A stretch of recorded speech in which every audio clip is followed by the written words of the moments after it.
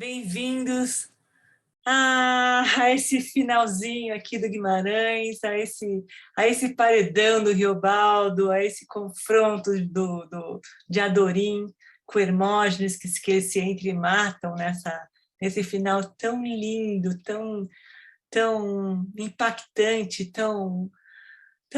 mexe tanto com a gente. Estava conversando hoje com a Lúcia, e a gente tem parece que a gente conhece o Diadorim, que o Diadorim está do nosso lado, né? Que o Riobaldo caminha perto da gente, e que presente que é esse Guimarães na vida da gente, né? Eu sou Cláudia Belintani, sou mediadora da Confraria das Lagartixas e curadora, e tenho o prazer enorme de estar aqui com vocês. Estou com o coração apertado aqui de chegar nesse fim.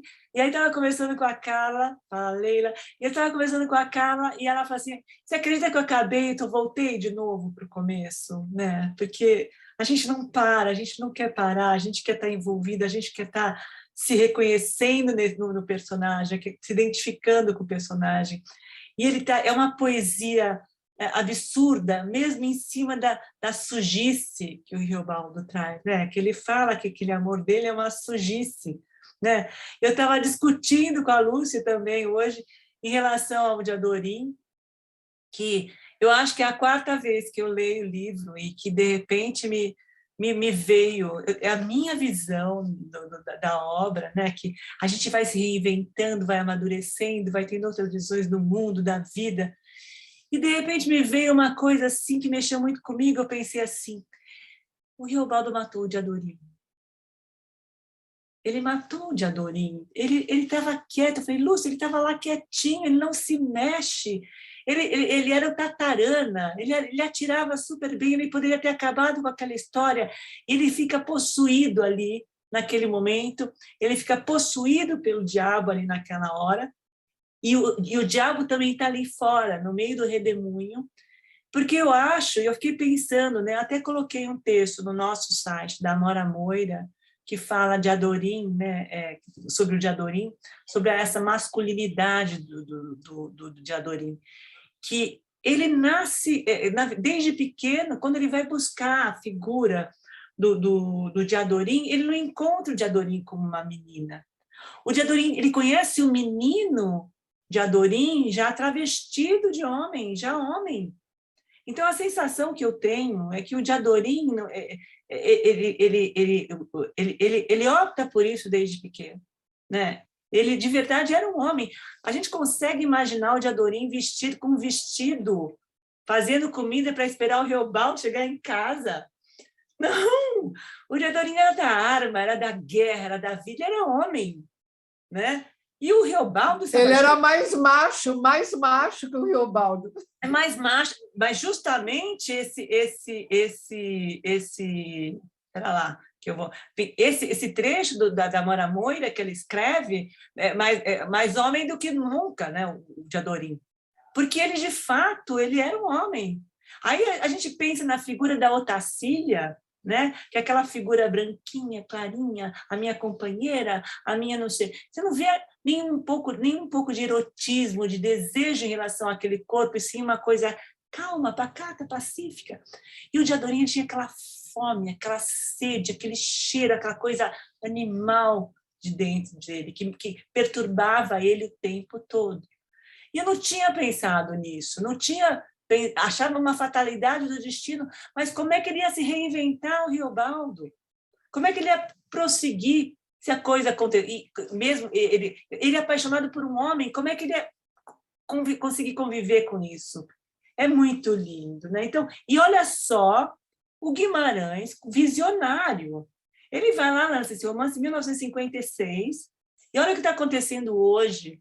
Hoje está todo mundo dando as mãos, abrindo porta, abrindo janela, a gente reconhecendo todo mundo, toda forma de amar na vida, no mundo. Isso é lindo, né? As pessoas não têm que vir atormentadas com as escolhas que elas fazem na vida, as escolhas sexuais que elas fazem na vida, né? Não, mas eu acho assim impressionante. E voltando, vou voltar para o livro novamente, olhando, pensando desta forma, imaginando lendo o livro desse jeito, né? De fato, o Diadorim, agora eu não falo, é o Diadorim, eu não tenho como falar diferente. Olha lá na tela, o golzinho. Vera, depois eu te chamo para a Lúcia poder abrir o microfone, tá bom? Olha, ela disse que depois te chama para você. Mas é melhor desligar, Vera, agora. Pronto. Depois eu aviso, tá bom?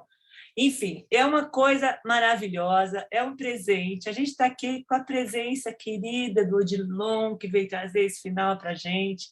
A gente está aqui com a Casa Frida, com a Carla também, que é muito gratificante poder fazer essa viagem com a Casa Frida, com esse olhar, com essa paixão, e todas vocês aqui presentes que fazem dessa noite uma noite abençoada, maravilhosa, cheia de descobertas, né? E dá vontade de voltar. E como a gente muitas vezes recomeça a vida da gente, dá vontade de recomeçar o livro de novo. Agora eu vou passar a palavra para a Carla. Boa noite, Carla, bem-vinda. Boa noite. Emocionada aqui com o nosso último encontro. Estou muito tomada aqui com o livro, com toda essa travessia que nós fizemos juntos, todos nós. Eu sou da Casa Frida, um projeto que a gente estuda o luto relacionado com a arte. Sou psicanalista. A Marcela Seff está aqui também, que também representando a Casa Frida. Nós somos um grupo de 6 psicanalistas que estudamos esse tema. E aí eu fiquei retomando um pouco como surgiu, né, o debate do Grande Sertão, que foi até de uma ação que a gente começou a desenvolver na pandemia, que nós trouxemos a música Travessia, do Milton Nascimento, que agora tá aí fazendo suas últimas apresentações, foi lindíssimo. E a partir daí, acho que trouxe essa coragem de ingressar, né, nessa leitura desse grande livro, e acho que coragem é nossa palavra hoje, né, assim, de pensar o que será que aconteceu com o Riobaldo nesse final do livro, né, e aí, voltando um pouco o que a Cláudia falou, um pouquinho antes a gente estava conversando, e eu entendi, acho que por que imediatamente, pelo menos para mim, na minha experiência, dá vontade de começar de novo o livro, né? E aí eu queria compartilhar um pouco com vocês algo novo que surgiu agora dessa releitura, que tem esse enigma, né? O texto que eu enviei para vocês, o material de apoio, eu falo muito desse enigma que o livro porta, do Riobaldo, né, nessa travessia pelo sertão, ele narrando a passagem dele, e o quanto agora a gente entende o começo do livro. E acho que não é por acaso, né, que dá que convoca a gente a reler, né? E aí, por coincidência, eu tive contato com um texto da Judith Rosenbaum, que também é uma psicanalista, que escreve, o texto dela chama A Batalha Final, Riobaldo na Encruzilhada dos Fantasmas. Depois vou mandar aqui para vocês também, a gente está preparando toda essa leitura que nós fizemos de apoio para enviar para vocês. E eu achei muito interessante porque eu fiquei muito questionada, assim, porque com esse início, principalmente com as primeiras páginas, as primeiras 15, 20 páginas do livro do Grande Sertão, o quanto ele se relaciona com o final, né? Então a gente tem essa imagem do Moebius, desse símbolo do infinito, né, que não tem nem início nem fim, mas que o fim é o começo, que acho que traduz muito dessa última frase que o Riobaldo, no caso, diz, né, que o diabo não existe. No nada, o diabo não há, existe é homem humano, travessia. Então, pensando um pouco nesse percurso do Riobaldo, acho que todos nós acabamos aqui, leitores, desempenhando um pouco uma função de psicanalistas, escutando, né, um pouco a travessia dele. Nós ficamos no lugar de ouvinte desse relato, desse homem tão atormentado, que não é mais jagunço quando ele conta a história.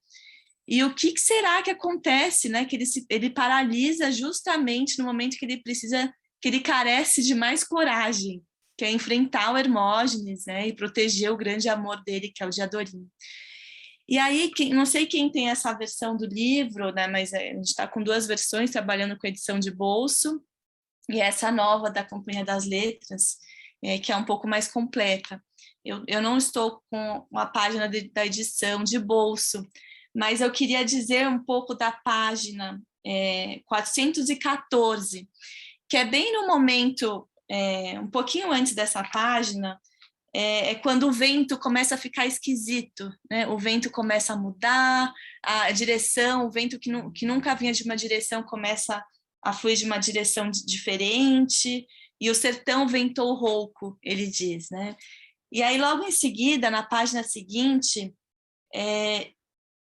no finalzinho do penúltimo parágrafo, ele diz o seguinte: e o demo me disse, mas foi assim, tiros.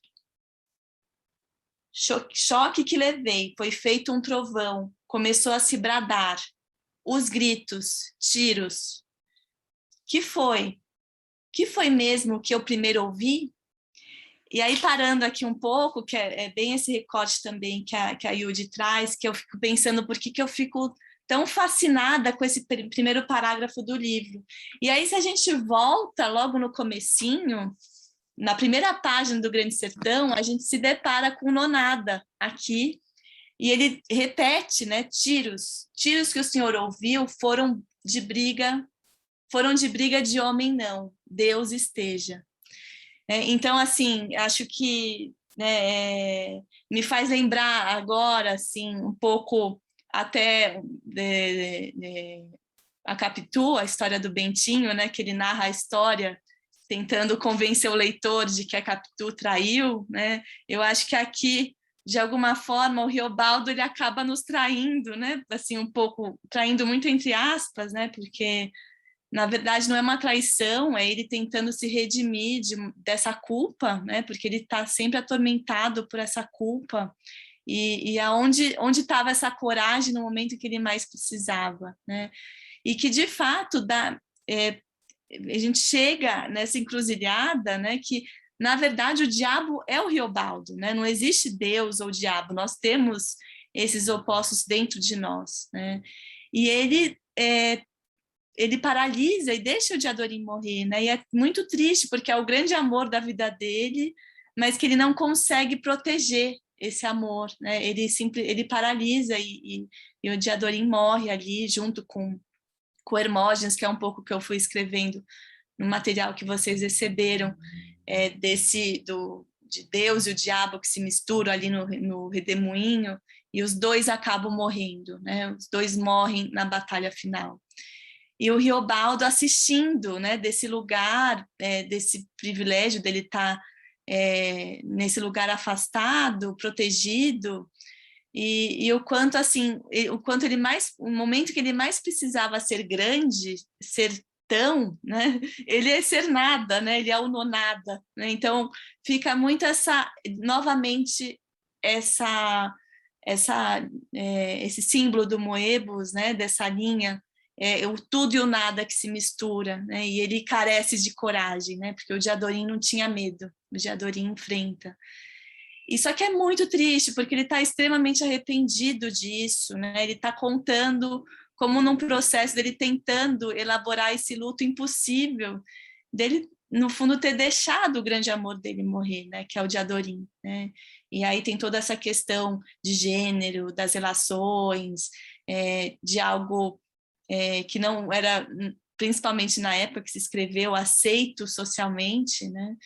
E esse sentimento que a gente vai, né, desenvolvendo, ouvindo, né, como é difícil ouvir essa dor do Riobaldo, né, o quanto ele está num processo de elaboração desse luto e quem ele se torna, né, depois da perda desse grande amor, né? Então, acho que por isso que é muito difícil não recomeçar a leitura, né? Então, queria trazer um pouco esse debate mais como uma provocação para a gente iniciar, mas é justamente como um processo de uma análise, né? A gente está aqui, esse sertão que é o inconsciente, que a gente está ali, né, acompanhando esse se tornar jagunço, né, do Riobaldo, que ele faz esse pacto para ter coragem, justamente no momento que ele mais precisa, ele não consegue, né, esse pacto, enfim, pensando em tantos estudos que tem comparando com Fausto, né, também com Hamlet, né, e como é usado da gente também trazer em debate um livro tão complexo, tão enigmático como O Grande Sertão, né? Então,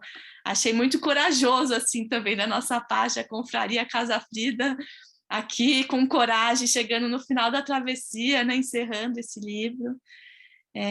E antes de abrir aqui para a discussão, queria agradecer imensamente a presença do Odilon, né, que está aqui com a gente, que traz em poesia, o Riobaldo, na oralidade, que fez toda a diferença aqui no nosso percurso, e também comunicar que nós não teremos, possivelmente, a presença do Ronaldo hoje, o representante do Museu Casa Guimarães Rosa, que nós mandamos o material para vocês, mas queria comunicar também, eu vou colocar aqui no bate-papo depois, que vai ter a Semana Rosiana em Cordisburgo, que vai começar no dia 10 de julho e finaliza no dia 16. É uma semana de eventos, o Gilson vai participar, que já esteve aqui com a gente, que também interpreta o Riobaldo, está com a peça do Riobaldo em cartaz. E esse ano eles vão comemorar os 70 anos da boiada que o Guimarães Rosa fez em 1952, que é a viagem que ele fez junto com os vaqueiros e que ele se inspira para escrever O Grande Sertão. E também 60 anos do livro Primeiras Histórias, que está também em homenagem aos 60 anos, né? E, enfim, quem quiser depois acompanhar, se inscrever, tem que ir até Cordisburgo, é uma viagem lindíssima, e que a gente gostaria de estar fazendo aqui ao vivo com o Ronaldo, que infelizmente não está aqui, não sei se ele vai acabar entrando até o final, mas ele ia fazer um tour ao vivo aqui com a gente pela casa do Guimarães Rosa. E queria retomar um pouco o nosso percurso, lembrando que agora, hoje é dia 30 de junho, né? E no dia 30 de julho do ano passado, em 2021, a gente estava iniciando aqui a abertura com a Valnice Galvão, que foi um evento lindíssimo, né? E agora a gente está aqui com 87 participantes, começamos com quase 500, 600 pessoas inscritas, e dizer que nós acabamos sendo os jagunços sobreviventes da leitura dessa grande obra, né? Que é uma obra muito difícil de acompanhar, enfim, de manter a leitura. Então, queria dizer que somos todos vencedores aqui, né?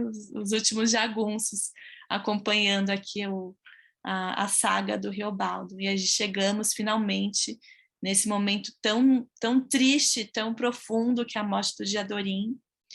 Então eu queria agora passar a fala para o Odilon. Não sei se ele está aqui online agora, ainda não vi. Estou aqui.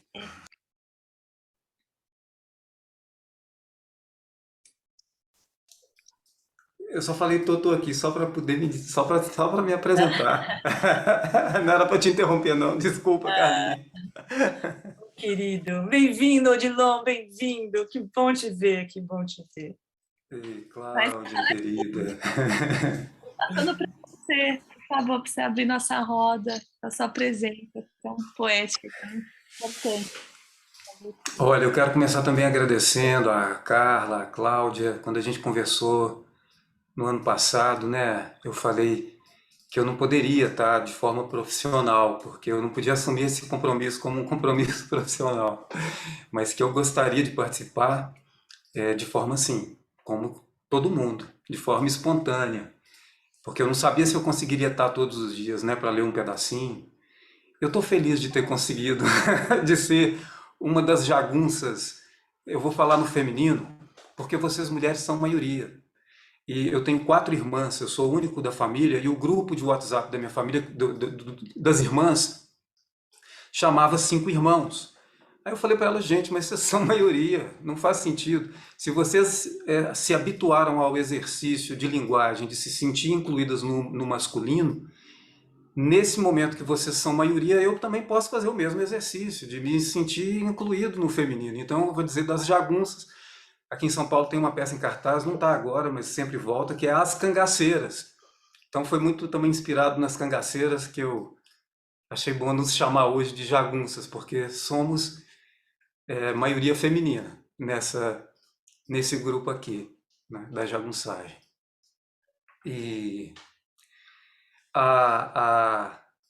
é tão bonito ouvir a Carla falando, a Cláudia também. Cláudia falou de tanta coisa que hoje eu ia ler só a batalha final, né, um trecho da batalha final, mas também por causa da fala da Cláudia eu vou ler um trechinho a mais. E a Carla, que o trabalho da Casa Frida tem tudo a ver com o luto, né? E talvez o Riobaldo só esteja tendo a oportunidade de elaborar o luto dele, nem sei se ele termina, né? Porque eu nem sei quando é que termina a elaboração de um luto, mas a gente tem acesso a essa elaboração, porque esse luto está aí, né? Anos, décadas depois, e ele ainda não elaborou a morte de Adorim. E está aí. Assim como a questão dele com o diabo, né? Que ele sempre se perguntando se vendeu ou não a alma para o diabo. E se repete para si mesmo que não, mas também é outra coisa que permanece, né? Nada se resolve, e é por isso que é o eterno retorno e a gente quer voltar para a primeira página, porque não resolve. Né? Como a Kaline que está dizendo, né, que no chat, que acho fantástico que o Reobaldo, por um lado, precisa se convencer e tranquilizar o coração no sentido de que não há diabo, e, portanto, ele não é pactário, e, por outro lado, ele precisa de uma explicação mística para a própria paralisia no momento do confronto final, porque é muito duro, né? Você ter que jogar a culpa de não ter conseguido dar um tiro em Hermógenes para alguma força exterior. Às vezes a gente precisa disso, né, para conseguir seguir, porque é muito duro ter que admitir que ele não era um atirador infalível, que nenhum de nós é, que podemos falhar a qualquer momento, né? Mas enfim, não era para eu falar nada disso, era para agradecer Cláudia, Carla, agradecer a vocês, é tão bom ver os rostos aqui, dizer, a gente já se conhece, né, há um ano, aqui a gente compartilhando um pouco desse livro. Compartilhamos tantas coisas ao longo desse um ano.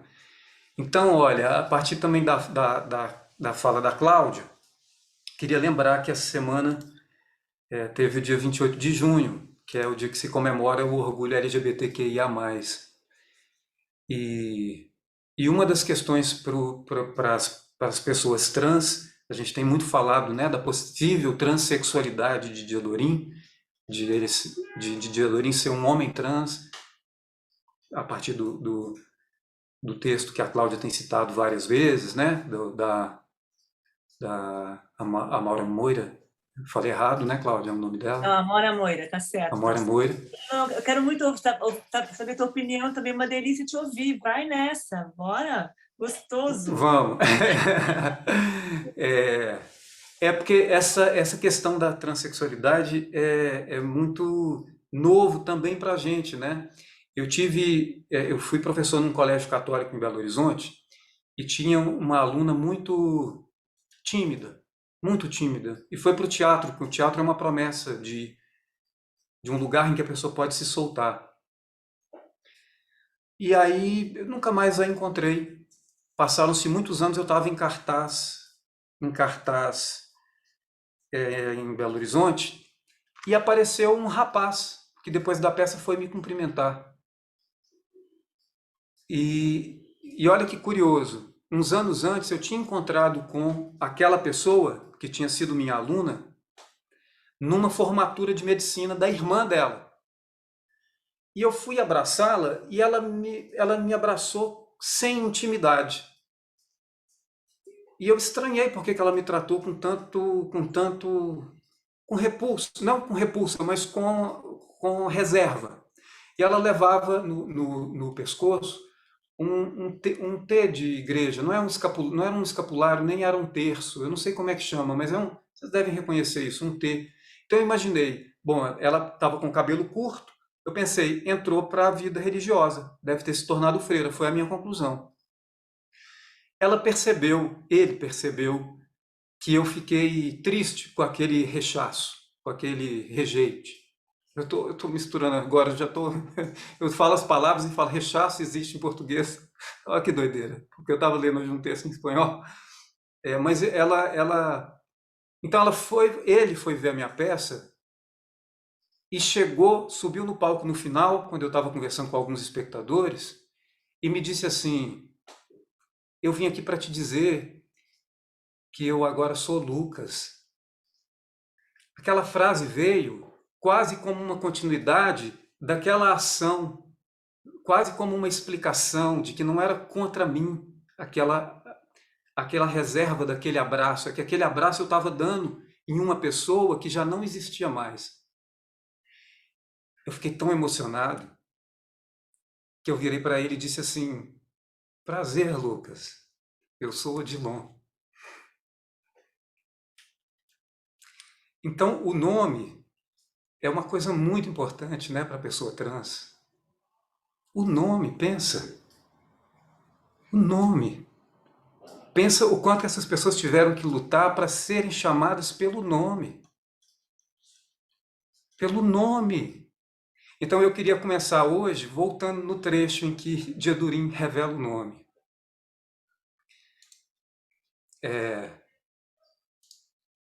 Então Riobaldo diz assim: o que ele falou foi com a sucinta voz: Riobaldo, pois tem um particular que eu careço de contar a você, que esconder mais não posso. Escuta, eu não me chamo Reinaldo de verdade. Esse é nome apelativo, inventado por necessidade minha. Carece de você não me perguntar por quê.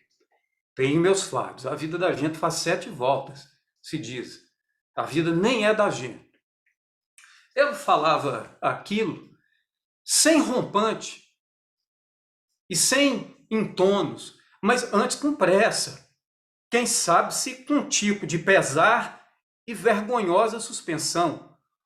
Você era menino, eu era menino, atravessamos o rio na canoa, nos topamos naquele porto, desde aquele dia é que somos amigos, eu confirmei e ouvi. Pois então, o meu nome verdadeiro é Diadurim. Guarda esse meu segredo. Sempre, quando sozinhos a gente estiver, é de Diadurim que você deve me chamar. Eu digo e peço, Riobaldo. Assim, eu ouvi. Era tão singular. Muito fiquei repetindo em minha mente as palavras, modo de me acostumar com aquilo, e ele me deu a mão. Daquela mão, eu recebia certezas. Dos olhos, os olhos que ele punha em mim, tão externos, quase tristes de grandeza, deu alma em cara. Adivinhei o que nós dois queríamos, logo eu disse: Diadurim, com uma força de afeição, ele, sério, sorriu e eu gostava dele. Gostava. Aí tive o fervor de que ele carecesse de minha proteção toda a vida. Eu terçando, garantindo, punindo por ele. Ao mais, os olhos me perturbavam, mas sendo que não me enfraqueciam. Diadurim, sol se pôs, saímos e tocamos dali para o Canabrava e o Barra. Aquele dia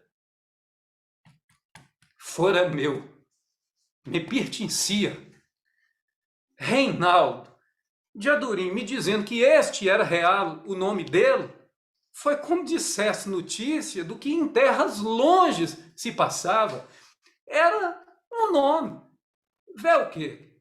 Que é um nome? Nome não dá. não recebe.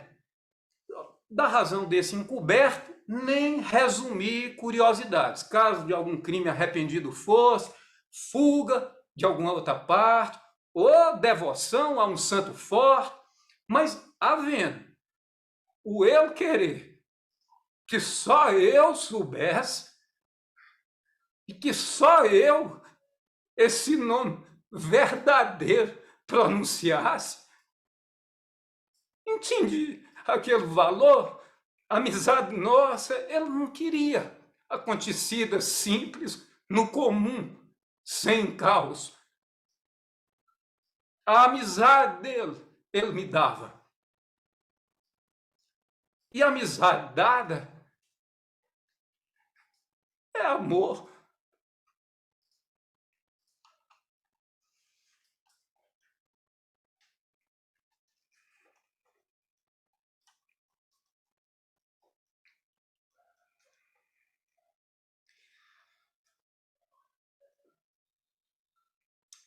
Hoje está mais difícil de conter a emoção. Carlinha, ô Cláudio, passa para alguém, deixa eu beber uma água antes, eu não vou conseguir ler a morte sem tomar uma água. Eu não trouxe nem água para cá. Você é muito lindo, você é muito querido, você é maravilhoso. Nossa, impressionante. Odilon, que gostoso ter você com a gente, com essa emoção, essa sensibilidade, você propaga, de alguma forma, propaga amor também, de todas as formas, Odilon. É lindo poder estar com você. É um presente. Você traz o personagem, você é o personagem. A gente não consegue desassociar do teu rosto, do teu olhar. E você é um menino maravilhoso. Eu sou apaixonada, não posso. Eu vou babar ovo a vida inteira, eu acho uma delícia. Obrigada pelo carinho, vai tomar tua água. Eu vou lá pegar um copo d'água e já volto. Estou ouvindo, tá? Estou no fone sem fio. Vai lá pegar um copo d'água. Leila, antes de te passar a palavra, eu queria só que a Vera chegasse para a Lúcia e ligasse o microfone da Lúcia, que a Lúcia está aqui com a gente desde o começo e está assim, num envolvimento tão grande, tão bonito, tão bom estar perto dessa tua história linda também, Lúcia. E ela queria falar um pouquinho do Guimarães e acho que ela merece abrir a discussão, que depois a gente passa para o Odilon. É só chamar a Vera, Lúcia, para abrir teu microfone. Ela está chegando lá, deixa eu só mandar recado. Espera só um pouquinho. Só um pouquinho. Carla quer falar enquanto chega a Vera? Acabou de chegar. Ah, pronto, tá bom, obrigada. Pronto, chegou? Pronto, vai ligar. Ela vai ligar o microfone da Lúcia. Só um pouquinho. Pronto, Lúcia. A palavra é sua. Oi, maravilha. Pode falar, Lúcia. Sabe o que eu estou pensando? Que a gente foi tão assim, regiamente presenteado com esses encontros nossos sobre Grande Sertão Veredas, que a gente tem quase que uma obrigação, assim, pelo menos, da gente trazer um brasileiro a mais para cada um de nós, para ler e amar o Grande Sertão como nós. Viu? É uma coisa, parece boba, mas é uma coisa, é tão palpável, tão humana a situação que eu acho que vale isso. E eu fazendo um curso sobre o narrador em Grande Sertão, há muito tempo, com o professor lá da USP, eu queria só colocar uma coisa que ele diz, quer dizer, como o Grande Sertão traz uma porção de coisas, de possibilidades entranhadas e curtidas e tecidas dentro dele, que o narrador também teve que fazer esse trabalho. Então, ele coloca assim: quem é o narrador, personagem? é Reobaldo, que quase que nada não sabe, mas desconfia de muita coisa. É Reobaldo, que sabe que passarinho que se debruça, o voo já está pronto. Que acha que o diabo vige dentro do homem. Que gosta de leitura proveitosa, de exemplos de missionário esperto engambelando os índios, que fugiu até da precisão de fugir, que não perde ocasião de religião. Ele tem até gente paga por ele para ele rezar, para rezar por ele, né? Que buscou o pacto com o demônio, que viu as cores do mundo no olhar de Diadorim. E sente que viver é muito perigoso, que agora, no seu ócio de range e rede, ele conta uma história que é a sua história. E é interessante a gente lembrar que o Proença, Cavalcante Proença, quando ele começa a falar sobre Reobaldo, ele diz que Reobaldo é um rio inútil, que realmente o Reobaldo só é levado. Então, é o cara que não inicia nada. Por isso ele precisou do pacto com o demo, para ter coragem de fazer o que ele... de quase fazer o que ele deveria ter feito, né? Então, é apenas uma coisa a mais que eu gostaria de colocar, mas eu acho que a gente precisava. 1 ou 2 brasileiros a gente abrir os olhos deles para lerem essa coisa maravilhosa e amarem esse livro que é uma das glórias da nossa literatura, né? É só isso. Muito obrigada. Lúcia, obrigada pela tua presença, pelo teu carinho, pela tua energia nessa travessia junto com a gente. É muito bom ter você do lado, muito bom sentir que você está presente nesse processo e está lá abraçando o mundo, né? Levando o Guimarães para o dono da banca de jornal, discutindo isso, falando, propagando o Guimarães, trazendo essa humanidade para as pessoas. Porque onde a gente está, a gente sente vontade, a quem a gente ama e com quem a gente está no nosso dia a dia, perto dos nossos semelhantes, que vocês que são tão religiosos ouvem dizer que a gente deve amar ao próximo, né? Eu amo realmente o próximo, sem precisar de nada disso.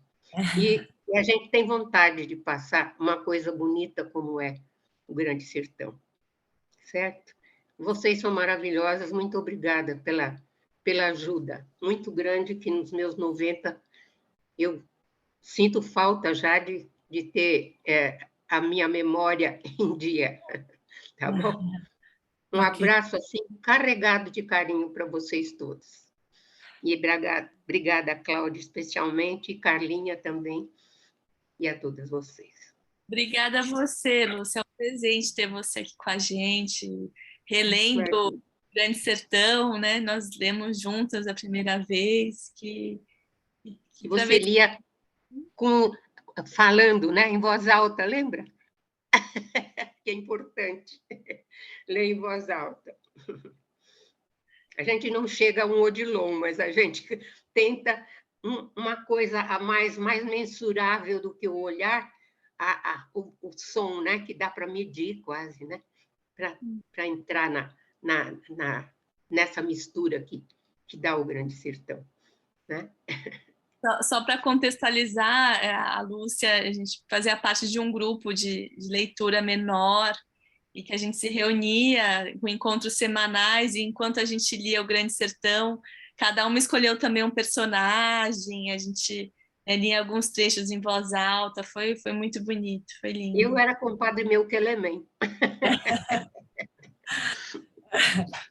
Obrigada, Lúcia, pela presença, pelo carinho e por chegar até o paredão com a gente, tá bom? Um beijo para você, e eu tenho certeza que você vai continuar com a gente na próxima também. Claro. Um beijo com carinho. Agora, eu vou passar a palavra. Odilon está aí? Já está refeito, Odilon? Está lá com a Gui. A palavra é sua agora, Odilon. Depois a Tô, gente... mas a gente pode ouvir a Leila, você não prefere? Ou vamos, seguimos aqui. Ela está lá Não, esperando já. Não? Ela está dizendo que não. Te ouvir é tão bom, Leila. Tão bom. Ah, que gracinha. Deixa eu desligar. A Lúcia disse que ela era o compadre meu Quelemem, né? Hoje eu quase nunca comentei, né, o livro durante, eu ficava mais gostando de ouvir vocês, porque a riqueza é essa dos grupos de leitura, ouvir. Mas você sabe que foi depois da morte de Adorim, né, depois que Reobaldo reencontra Zé Bebelo, e Zé Bebelo fala, vou levar você, uma pessoa que vai te ajudar, e é o compadre meu Quelemem. Então é depois, é nesse luto, nessa dor que ele encontra o kardecismo. E eu que também não tenho religião, mas quando meu pai morreu, eu era muito pequeno, a minha mãe também teve esse mesmo suporte.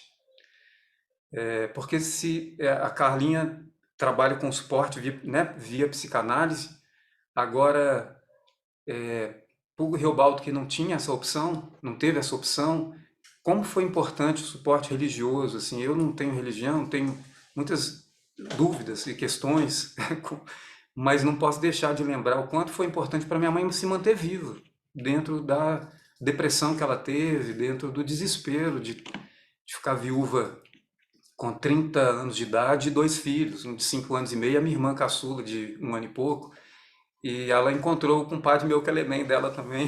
Esse livro é foda, né, porque ele pega a gente, todas nós temos essas histórias. Você fala, gente do céu, será que o Guimarães escreveu foi para mim? Não pode, ele morreu em 67, né? Eu nasci em 78, então para mim não foi. E foi para todas nós. Eu estou me exercitando, viu? De falar no feminino, que eu quero aprender. Mudar essa gramática. Vamos lá então para o trecho final, que é a batalha do paredão. De Adorim a vir no topo da rua, punhal em mão, avançar, correndo a moco. Aí eles se vinham cometer os 300 passos. Como eu estava depravado a vivo, quedando, eles todos na fúria, tão animosamente, menos eu. Arrependo, que eu não prestava para taramandar uma ordem, gritar um conselho, nem cochichar comigo pude. Boca se encheu de cuspes, babei, mas eles vinham, se avinham num pé de vento, no desadouro, bramavam e se investiram ao que fechou o fim e se fizeram.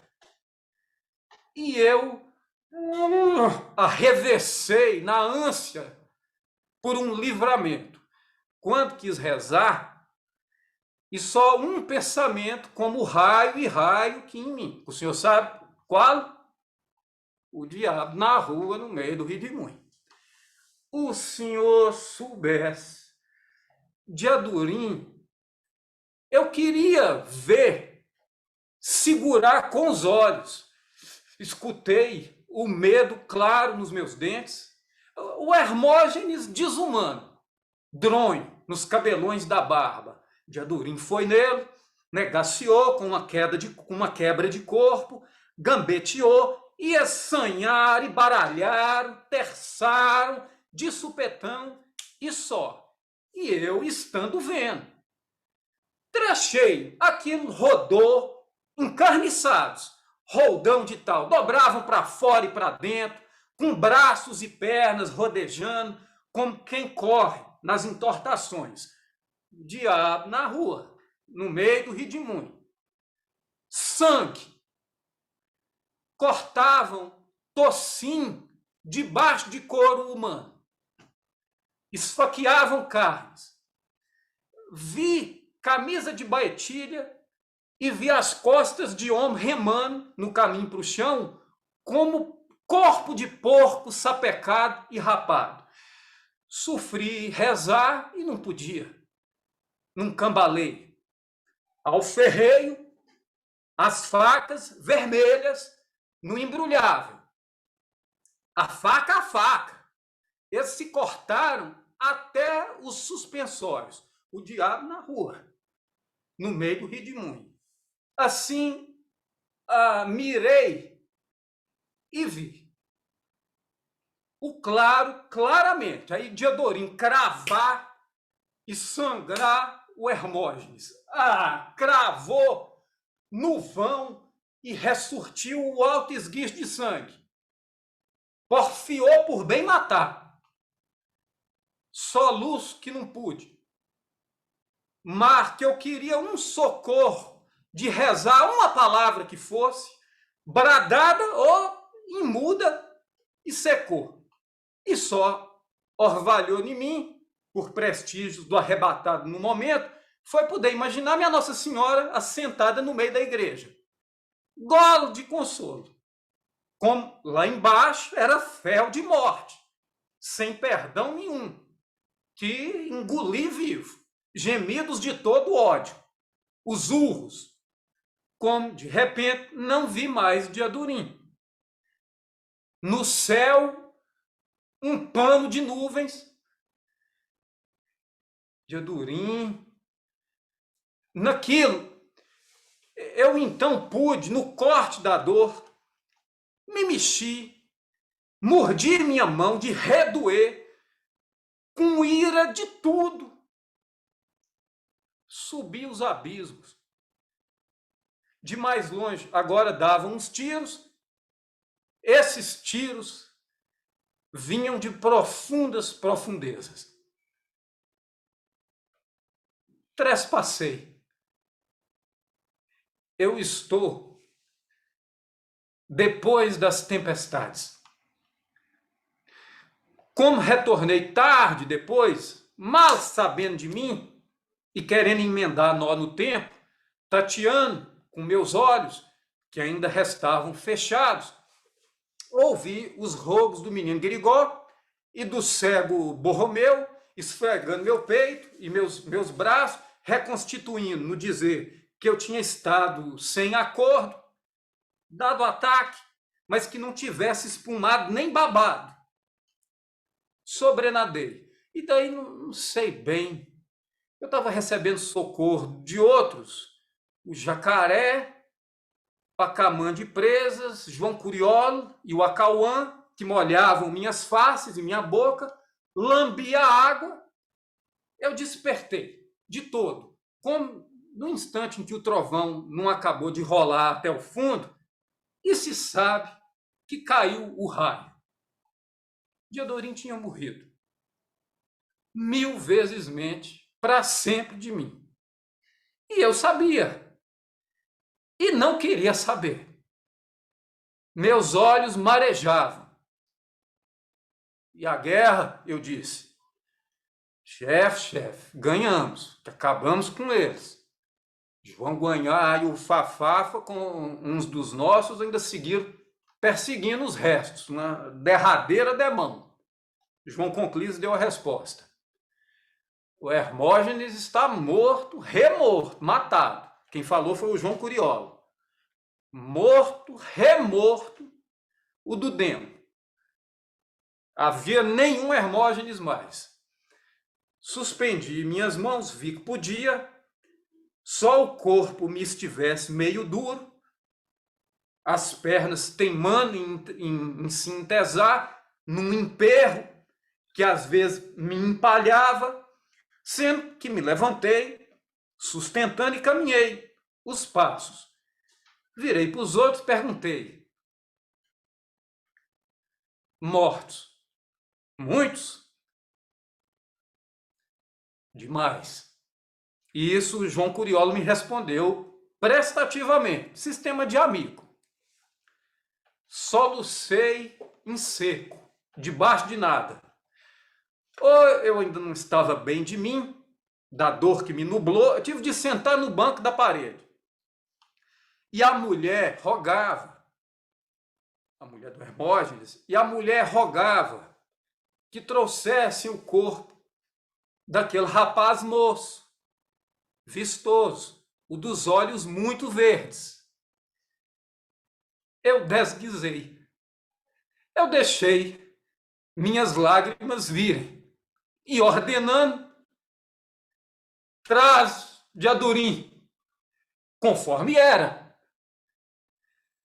Gente, vamos trazer, esse é o Reinaldo, o que o Alaripe disse. E eu parava ali, permeio o menino Guirigó e o cego Borromeu. Ai, Jesus, foi o que eu ouvi dessas vozes deles. De Adorim, de Adorim. Oh! Ah, meus buritizais levados de verde. Buriti do ouro da flor. E subir as escadas com ele. Em cima de mesa foi posto. De Adorim, de Adorim. Será que a Mirici, só por metade, com meus olhos, com meus molhados olhos, não olhei bem, como que garças voavam, e que fossem campear velas, ou tocha de cera, e acender altas fogueiras de boa lenha, em volta do escuro do arraial. Sufoquei numa estrangulação de dó. Constanto que a mulher disse, carecia de se lavar e vestir o corpo. Piedade, como ela mesma, embebendo toalha, limpou as faces de Adorim, casca de tão grosso sangue repisado, e a beleza dele permanecia. Só permanecia, mas impossivelmente, mesmo como jazendo assim, nesse pó de palidez, feito a coisa, e máscara, sem gota nenhuma, os olhos dele ficados para a gente ver, a cara economizada, a boca secada, os cabelos com marca de duráveis. Ah, não escrevo, não falo, para assim não ser. Não foi. Não é, não fica sendo. De Adorim. Eu dizendo que a mulher ia lavar o corpo dele, ela rezava rezas da Bahia. Mandou todo mundo sair. Eu fiquei. E a mulher abanou brandamente a cabeça, consoante, deu um suspiro simples, ela me mal entendia, não me mostrou de propósito o corpo e disse, de Adorim, nu de tudo. E ela disse, adeus dada, pobrezinha. E disse, eu conheci, como em todo o tempo antes, não contei ao senhor, e mercê peço, mas para o senhor divulgar comigo, a par, justo o travo de tanto segredo, sabendo somente no átimo em que eu também só soube, que de Adorim era o corpo de uma mulher, moça perfeita. Estarreci. A dor não pode mais do que a surpresa.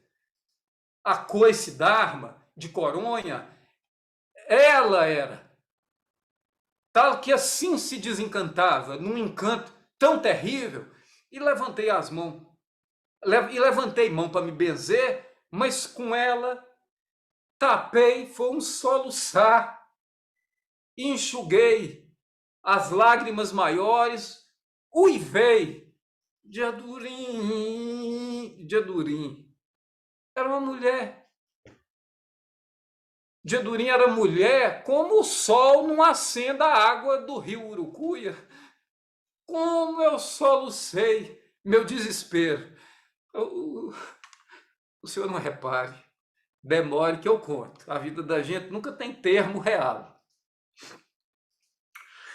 Eu estendi as mãos para tocar naquele corpo e estremeci, retirando as mãos para trás, incendiável. Abaixei meus olhos e a mulher estendeu a toalha, recobrindo as partes. Mas aqueles olhos eu beijei. E as faces, a boca, adivinhava os cabelos que cortou com tesoura de prata, cabelos que no só ser haviam de dar para baixo da cintura. E eu não sabia por que nome chamar, eu exclamei, me doendo: meu amor.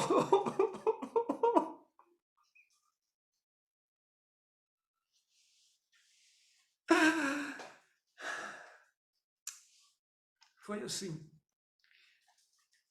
Eu tinha me debruçado na janela para poder não presenciar o mundo. A mulher lavou o corpo, que revestiu com a melhor peça de roupa que ela tirou da trouxa dela mesma. No peito, entre as mãos postas, ainda depositou o cordão com o escapulário que tinha sido meu. E um rosário de coquinhos de uricuri e contas de lágrimas de Nossa Senhora. Só faltou a pedra de ametista, tanto trazida. O quipes veio com as velas, que acendemos, enquadrá-lo. Essas coisas se passavam perto de mim, como tinham ido abrir a cova, cristamente. Pelo repugnar e revoltar, primeiro eu quis: enterrem separado dos outros, num aliso de vereda, aonde ninguém ache, nunca se saiba. Tal que disse, doidava, recaí no marcado sofrer. Em real, me vi que com a mulher junto, abraçado, nós dois chorávamos extenso. E todos os meus jagunços, decididos, choravam. Daí fomos e em sepultura deixamos no cemitério do Paredão enterrada, em Campo do Sertão.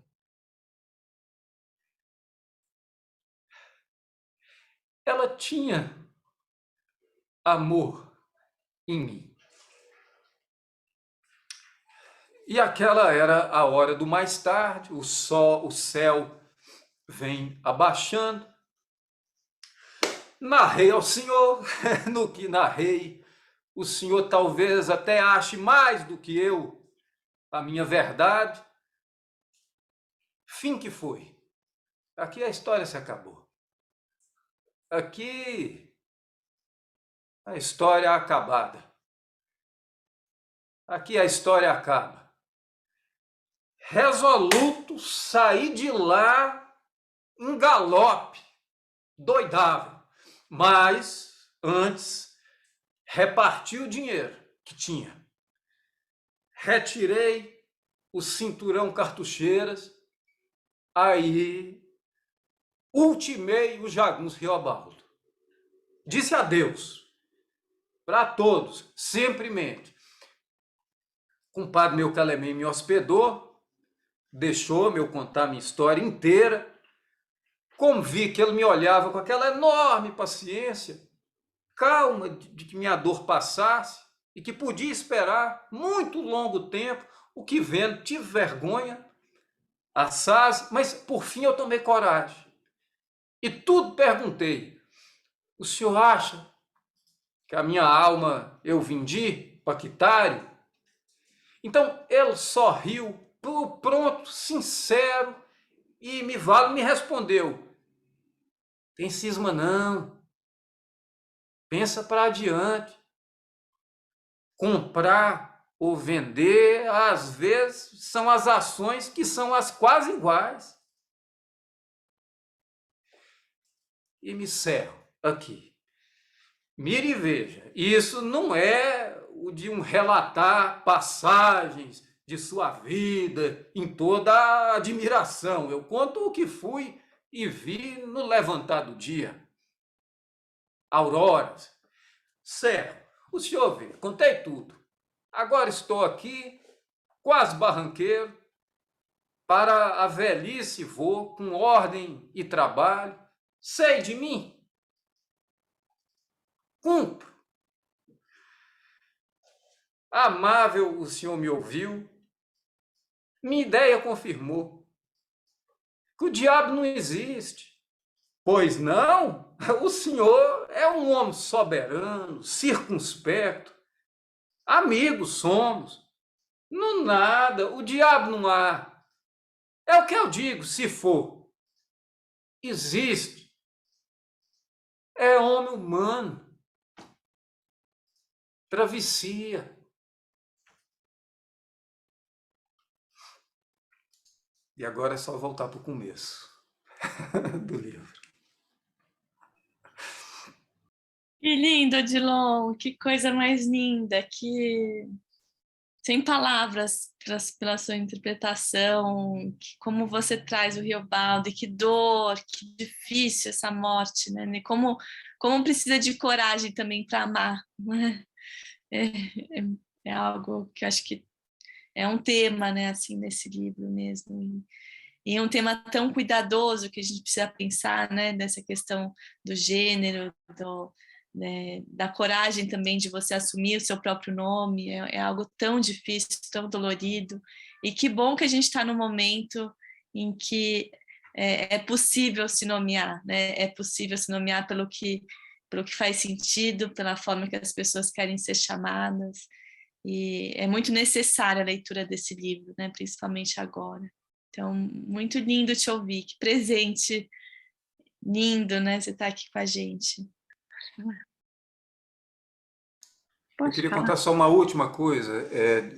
A Leila e a Cristina estão lá, né, inscritas, mas eu dei aula para uma turma só de pessoas trans, alguns anos atrás. Isso porque eu tinha feito uma personagem trans, uma cantora travesti, numa minissérie da Globo, em 2008, queridos amigos, e depois começou um movimento em São Paulo, muito impulsionado pela Renata Carvalho, que é uma atriz trans daqui de São Paulo, e eles fizeram um manifesto trans pedindo que os atores cisgênero, que somos nós que nos identificamos com o nosso gênero, que os atores cisgêneros não fizessem os personagens trans, que deixassem que pelo menos os personagens trans fossem feitos por artistas trans. Só que isso não estava em pauta em 2008, quando eu fiz a minissérie.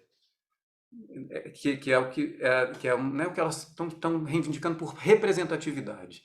Isso mudou muito, viu, o cenário já. É emocionante o que tem acontecido na cena brasileira, no teatro, graças a esse manifesto. Então, mesmo não sendo alguma coisa que estava pautada naquele momento, eu me senti na obrigação de ter que oferecer alguma coisa para essa comunidade. E uma das coisas é com formação, que é o que eu poderia oferecer, uma oficina que eu pudesse dar só para pessoas trans. E aí lá eu aprendi mais do que ensinei, obviamente. Porque uma das coisas que foi muito curiosa para mim foi perceber, por exemplo, casais de um homem trans namorando uma mulher trans. Então a identidade de gênero é diferente da orientação sexual. Né? Então você imagina, se é um homem namorando uma mulher, eles são heterossexuais, só que eles são trans. Então, na verdade, na identidade de gênero, eles nasceram com um gênero que eles não se identificavam, cada um e cada uma delas, né? Mas no desejo, o desejo era para uma pessoa do gênero oposto, entende? Então, dá um nó na nossa cabeça, porque são coisas separadas, né? Então, é uma coisa que a gente demora a aprender enquanto sociedade, a diferença que é isso, quanto que são coisas distintas, né?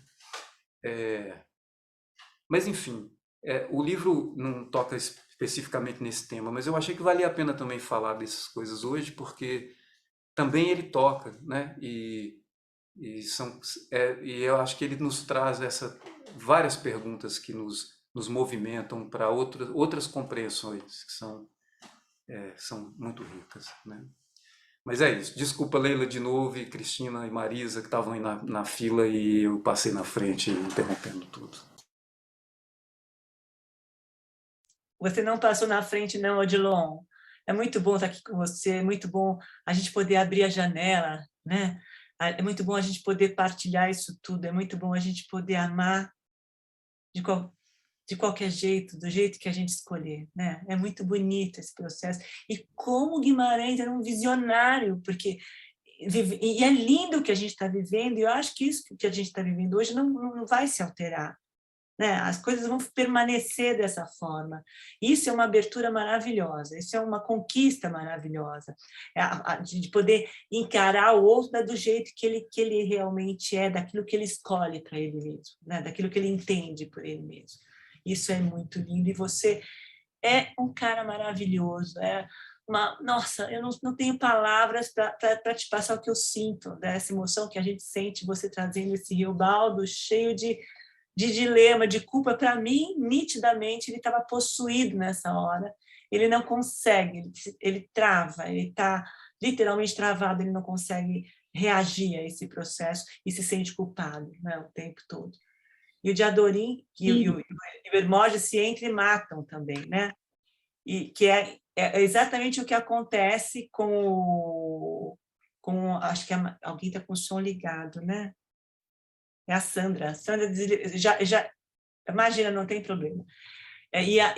Eles se entrematam assim como na Hora e a Vez do Augusto Matraga. E eu vou voltar a falar da Hora e a Vez do Augusto Matraga, porque tem uma relação do Augusto Matraga com o Joãozinho Bem-Bem, que existe uma coisa de sedução naqueles dois. Existe uma ginga, um desejo, e eles também se entrematam no final, né? E existe um gozo naquela morte, né? O Matraga fala assim: "Eita, ganha agora, que vamos", né? Naquela história, eles se pegam naquele processo, e eu acho que existe um desejo ali entre os dois também. Mas eu acho importante a gente poder falar sobre isso, importante a gente abrir espaço para isso também, e poder contar com você foi um presente. Eu te agradeço com todo o coração do mundo aqui, espero que você esteja com a gente, quando você puder, você vai ser muito bem-vindo. Um beijo, um carinho para você, querido. E a tua fala é ótima, adoro te ouvir. Por favor, a gente quer saber o que todo mundo pensou e como foi o Guimarães na vida de cada um de vocês. Obrigada, querido. Um beijo grande para você. Eu te agradeço, Cláudia, muito mesmo. Leila, boa noite, bem-vinda. Boa noite. Nossa, muito emocionante tudo, e ainda bem que vocês falaram, porque falar depois dessa interpretação do Odilon não dá, é só chorar, né? Que bom que deu esse intervalo. E, assim, agradecer muito, né, essa oportunidade de participar. E, claro, que a gente chega aqui, né, um pouco angustiada, né, porque, enfim, a gente tem que concluir essa tarefa, mas, assim, muito feliz, né, por ter tido esse privilégio, inclusive, de poder desfrutar, né, dessa presença do Odilon, dessa interpretação. E aí, para voltar e agradecer a Carla também, a Cláudia, sempre ao grupo, né? Foi maravilhoso esse período, né? Esse percurso.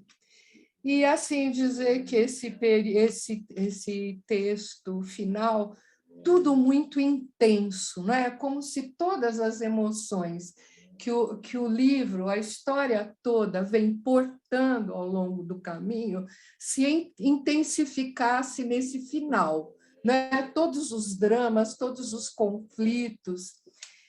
E eu tinha até selecionado algumas coisas, mas eu não vou entrar, porque eu acho que não dá tempo, né?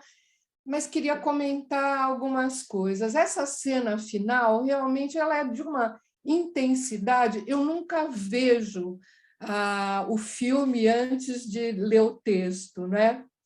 E, realmente, apesar da minissérie ter sido primorosa, não se iguala jamais, né, ao texto, né? Como o texto dessa batalha, eu fico com taquicardia, eu começo a suar frio. À medida que o Odilon foi interpretando, me vieram os mesmos sintomas, né?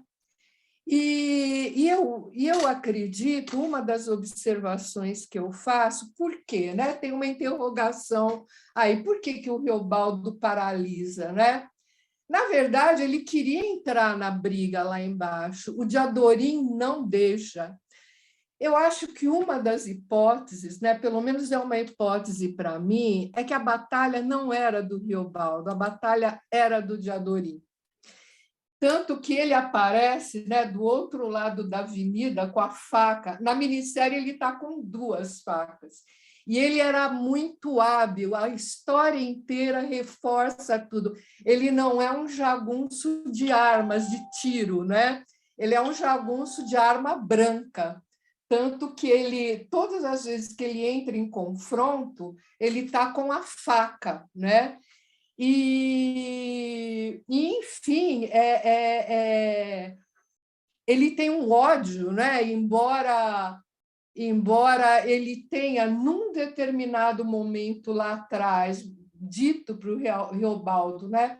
Que até ele não se importava, dá a impressão que ele quer revelar para o Reobaldo algo, né? Algo a mais, e que ele iria com o Reobaldo se o Reobaldo resolvesse se desligar do grupo, né? Mas isso não dá certo. Mas eu diria que, no fim, ele tem que vingar o pai, né? Ele tem que vingar o Joca Ramiro enfim,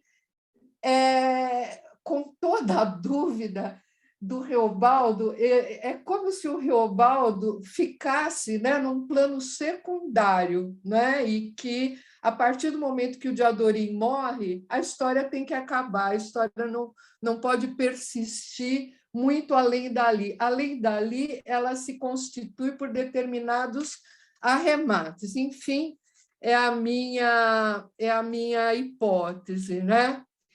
E eu acho que tem uma coisa tão fabulosa aí na questão das mulheres, que eu já tinha até comentado um pouco. Essa mulher do Hermógenes, ela tem um papel incrível aí nesse final também.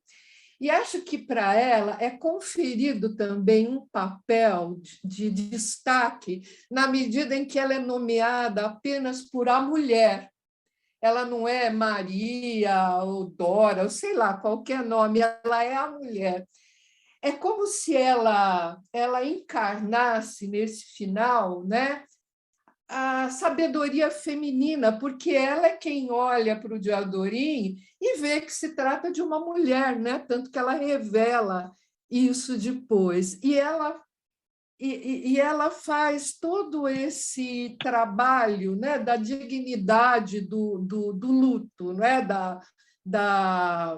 não é do luto, de preparar o corpo, de dar dignidade, né, a essa cerimônia. Né?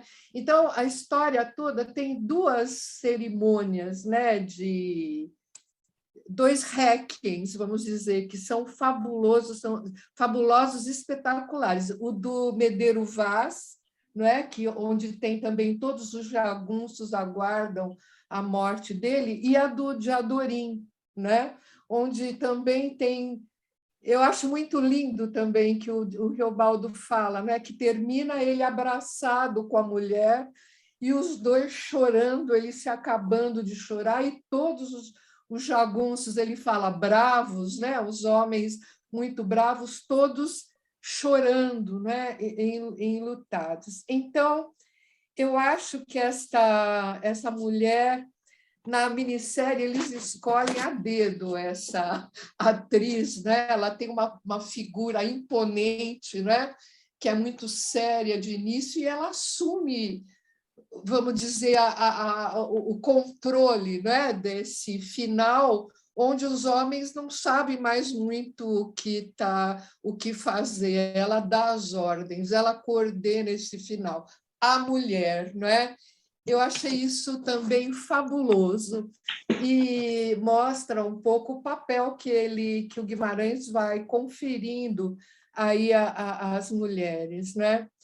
E aí, quando tem a questão do luto do Riobaldo, né? Uma dor infinita e uma dor muito. Então, assim, o que eu queria assinalar é que eu acho que ele fica paralisado numa ordem, porque, na verdade, ele queria ficar lá embaixo. O Diadorim meio, eu diria que engabela o Riobaldo. Ele fala, não, você é o chefe, você tem que ficar lá em cima. Lá você tem uma mira, né? Mais certeira para você atirar, mas nada. Ele que queria estar no meio da guerra, né? Porque era uma questão de vida e morte, né? Matar o Hermógenes, ele tinha que matar. Quem tinha que matar o Hermógenes era ele, tinha vários outros, né? Na luta, na briga, mas o Hermógenes era dele, era a tarefa dele, né? E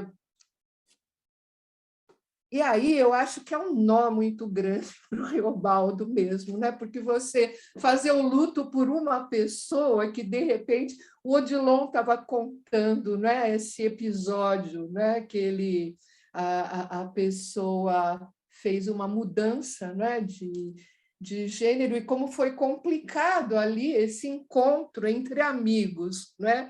Imagine alguém apaixonado por alguém que é um homem em todos os seus aspectos aí conhecidos, né? E sofre uma dor muito grande e não é mais um homem, é uma mulher.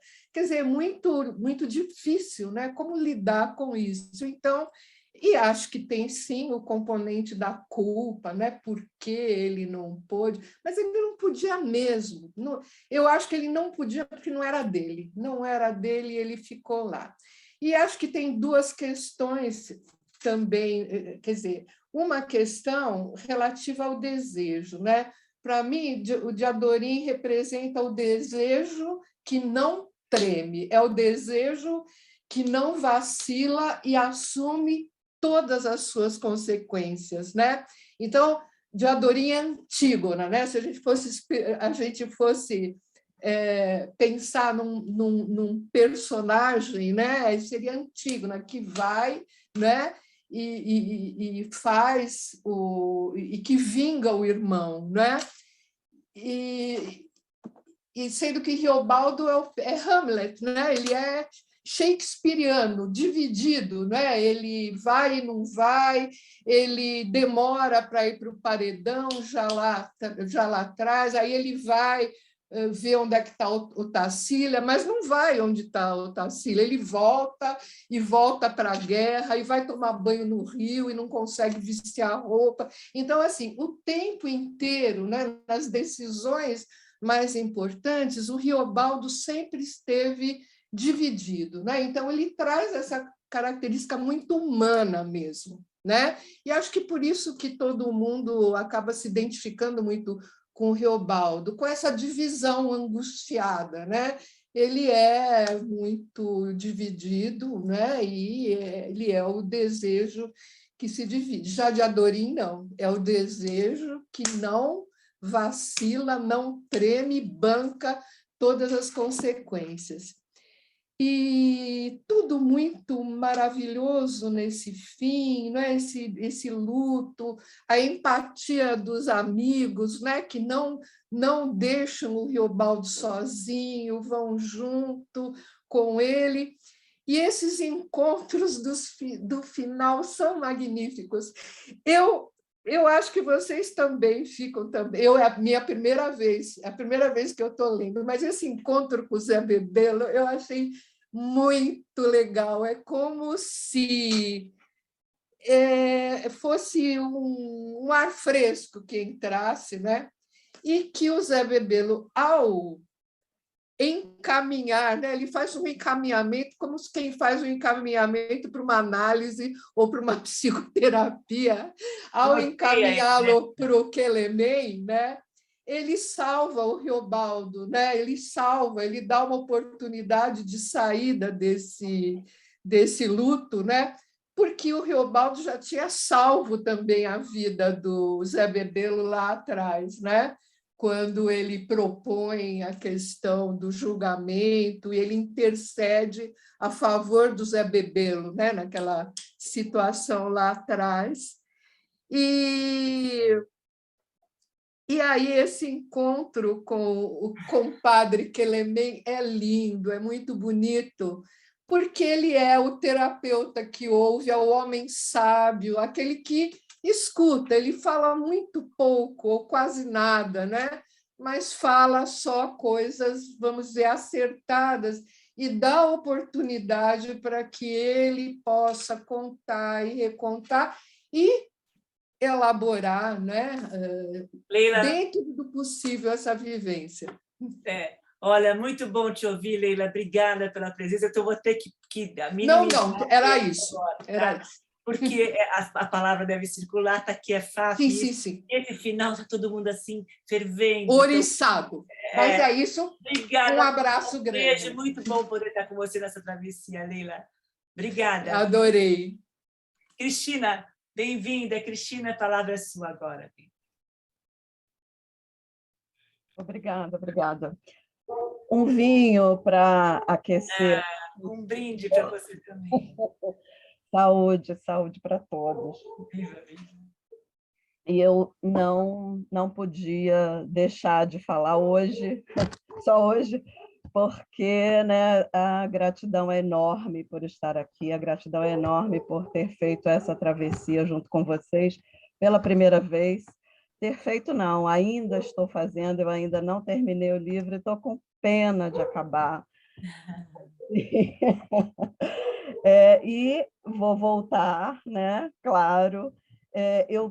Toda a minha leitura foi feita anotando as minhas impressões e anotando aquilo que eu não conhecia, que não sabia, que queria descobrir. A leitura em voz alta é uma dica preciosíssima para quem lê a primeira vez. Eu acho que sempre, porque o vocabulário, né? Todo o vocabulário resgatado por Guimarães Rosa e inventado, quando a gente lê em voz alta, é como se a gente encontrasse isso em algum momento da vida, em algum lugar da memória. Ficam muitas dessas palavras utilizadas, né?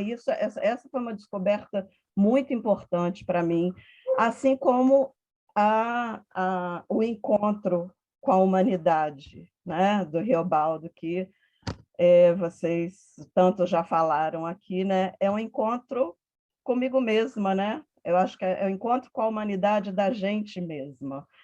E isso acontece o tempo todo no livro, em diferentes passagens da história. Isso me fez tornar, viu, Lúcia, uma rosiana devota. Que graça, que delícia.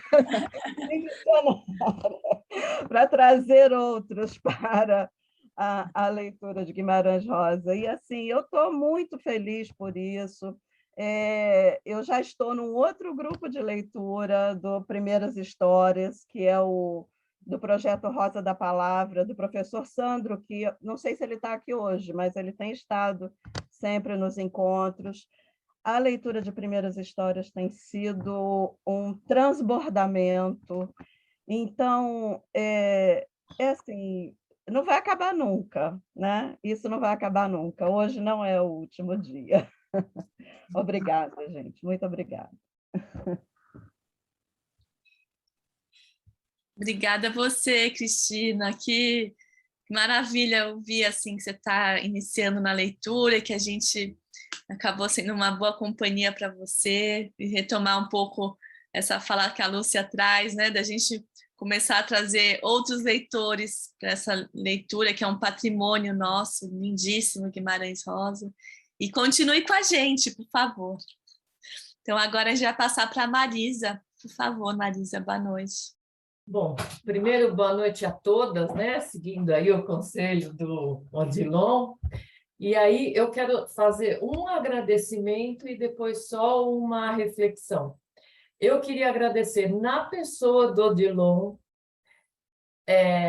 a Carlinha, da Casa Frida, a Cláudia e a todas essas companheiras aí de travessia, porque vocês me salvaram da ignorância de não conhecer o sertão, não conhecer o Guimarães Rosa, que eu não sei se é por conta da escola, que o livro era difícil, porque não dava para ler, enfim, eu não ia ler. Aí um dia eu falei assim, deixa eu ver o que é isso que eles estão fazendo. E eu vi uma das gravações, eu vi essa interpretação divina do Odilon, eu falei assim, o que é isso que eu estou perdendo? Por que eu não vi isso? Eu queria me matar de não ter visto os outros episódios. E aí eu fui ler, fui estudar o Guimarães Rosa, pesquisei a biografia dele, fiquei besta, que o cara era um poliglota. Eu falei assim, gente, eu não conhecia esse homem. Eu falei, né?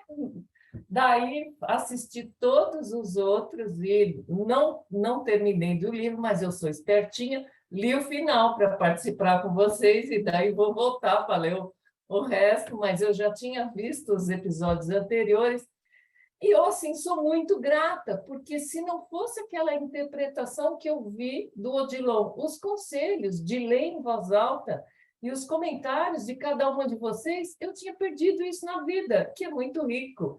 E eu, Lúcia, já estou fazendo a minha parte de influenciar alguns amigos para ler também o Guimarães.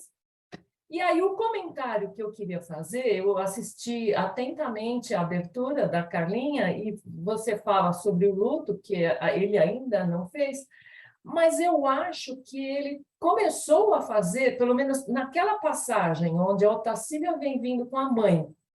Eu não vou ler o pedaço, não me atrevo, mas eu vou falar que ele recebe a Otacília com a mãe, mas ele pede um tempo para ela e ele explica para ela que ele, por questões de amores anteriores, eu achei isso muito legal, que ele tinha perdido, ele precisava de um tempo. Então, e aí ele foi ter esse tempo, ele foi andar atrás da história de Adorim para descobrir o que aconteceu. Então, eu acho que ele tenta fechar um ciclo, eu acho que isso é um início de uma elaboração de um luto. E daí, para mim, o que fica da leitura desse livro é uma coisa muito ambígua, porque é uma espécie de aceitação que a vida é assim, mas é um lamento, por que tem que ser assim? E a vida da gente é assim, então tem tanta coisa que acontece, você fala assim, mas por que não podia ser diferente, né? E aí você tenta fechar um ciclo e com aquela esperança que fala assim, bom, eu fechei isto e vou abrir novos ciclos, novos amores, novas experiências. Então, eu amei conhecer vocês, amei ter esta visão dessa coisa ambígua de que eu aceito, mas eu lamento, mas é o que a gente tem para hoje e pronto, é assim que é. Muito obrigada a todos. E a todos, né? Maria, só pegando um pedacinho da sua fala, né, essa questão do luto, que, de fato, né, para a gente elaborar um luto, às vezes a gente passa uma vida ressignificando essa perda, né, e que é bem esse desenho final, né, do Moebius, né, dessa linha, desse símbolo do infinito, e como ondas que vai e volta, né? Então ele vai dizendo da neblina, né? O de Adorim como a neblina. E ele fica com a Otacília, se torna o amor dele, e o de Adorim permanece como a neblina. É linda essa passagem, né? Mas muito bem, assim, muito sensível à sua colocação. Feliz você estar aqui com a gente, e Odilon mais que merecido essa grande homenagem aqui, né? Porque é maravilhoso, é muito bonito. Eu vou passar aqui para a Ivani, e a Sandra também queria falar, mas acho que ela baixou a mão agora. Então, Sandra, depois, se você quiser também, a gente fica mais uns minutos para você também, não sei. Isso, depois da Ivani, tá bom? Combinado. Por favor, Ivani. Bom, primeiro eu quero agradecer imensamente pela oportunidade que vocês, Cláudia, Carla, Lúcia, Odilon, né, e todas e todos me proporcionaram nessa redescoberta desta obra-prima, a sua grandiosidade e os seus inesgotáveis desafios. Do meu ponto de vista, penso que nesta narrativa, por meio da fala, Riobaldo quer libertar-se da culpa, da angústia, em relação à sua dificuldade em perceber os acontecimentos por inteiro e buscando isso através da reflexão sobre o passado. Eu me lembro que a Carla, no último encontro, ela falou que a gente caminha, né, para trás. Então, é a reflexão sobre o passado. E é por meio da fala que tem o seu poder, é por meio da fala que tem o seu poder de minimizar a sua consciência, a consciência de Riobaldo, da sua perversidade, que nós falamos também na última encontro, nosso penúltimo encontro, na sua perversidade em suas ações, dois pontos, no sequestro da mulher de Hermógenes e na sua perversidade de queimar a fazenda, né? E por isso a culpa, né? Então ele quer se libertar da culpa através da fala.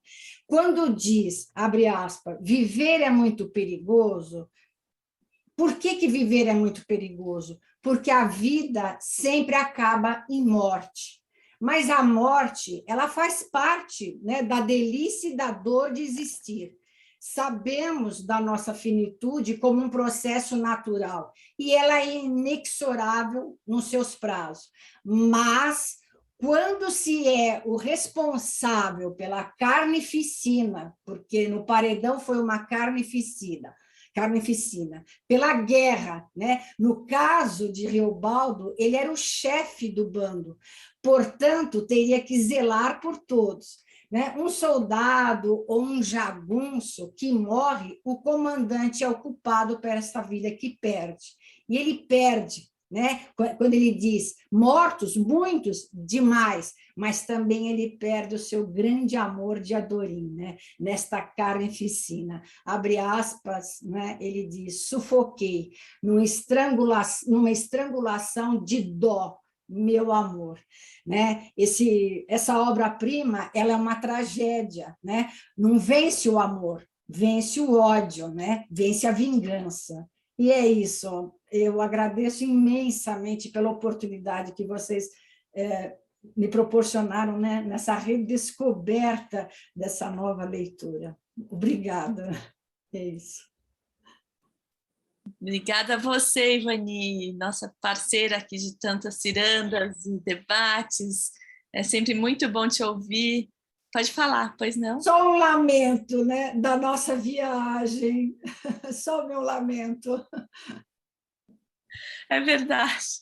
Mas vai acontecer. A gente tem que programar essa viagem para... o Ronaldo estaria aqui tentando simular um pouco esse sonho que a gente trouxe, né, de ir até o sertão, conhecer a casa do Guimarães Rosa, mas temos tempo, o sertão é uma espera enorme, né, Ivani? Mas lindo te ouvir, muito bom, assim, que bom que você está também com a gente, e continuamos na próxima ciranda juntas. Eu vou passar então agora a Sandra. Pronto, agora sim, boa noite. Boa noite. Infelizmente, eu não pude acompanhar todos os encontros. Alguns eu assisti à gravação, não é? E presenciais, eu acho que foram 2, não sei se esse é o segundo ou o terceiro.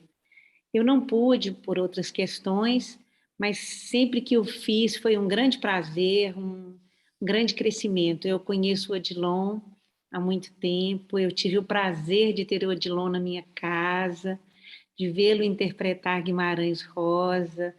Eu sempre choro quando eu o ouço, porque eu acho que ele tem uma carga de emoção muito grande, ele é um grande ator, Então, como todos já fizeram, eu também agradeço por ter tido essa oportunidade, mais uma vez, de vê-lo interpretar Riobaldo. É só uma opinião, eu acho que há muitas contradições, muita ambivalência no livro todo, né? Riobaldo o tempo todo, alguém falou, alguém o comparou com uma personagem de Shakespeare. Ele é ambivalente, né? Ele quer cuidar de Diadorim, mas ao mesmo tempo ele às vezes é grosseiro com Diadorim, parece que lutando contra aquele sentimento, né? Que ele não podia aceitar de um amor por alguém, uma relação homoafetiva, como hoje a gente diria. E eu acho que há uma ambivalência muito grande, como na vida, né? E eu acho que por isso é que viver é perigoso, porque são muitos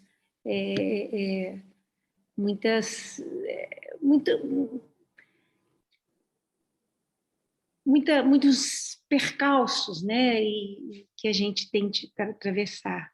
Eu queria também só mais uma coisa, falar que recentemente eu vi o professor José Miguel Wisnik falando um pouquinho sobre a obra, e ele falou, voltando a essa questão de gênero, e voltando também a mais um significado do símbolo do infinito, né, do grande retorno, ele fala que quando o livro foi publicado em 1956, para a moral da época, a revelação no final de que Diadorim era uma mulher foi uma redenção.